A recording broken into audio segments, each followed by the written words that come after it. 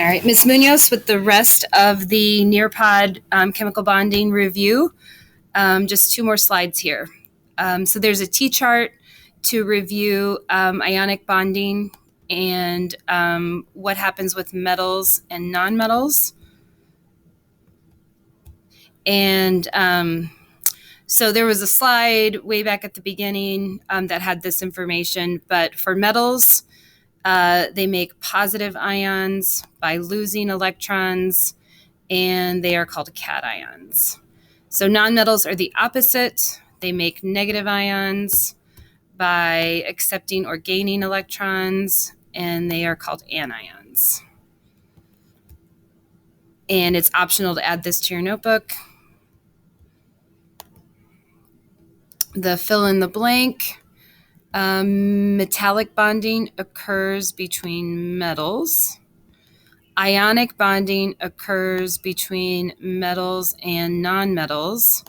And you should be able to use either metal in either spot. I checked it and it worked with both. Covalent bond occurs between only nonmetals.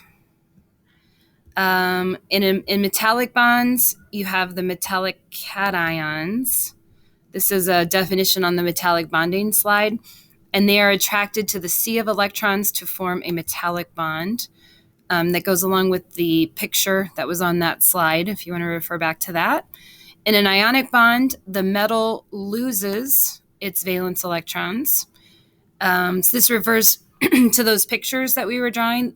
We drew the electrons transferring away from the metal to the nonmetal. The nonmetal gains the electrons to make a full valence of electrons.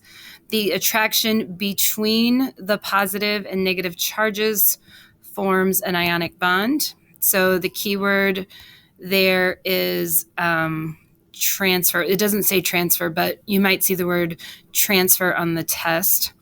And in a covalent bond, the nonmetals share electrons.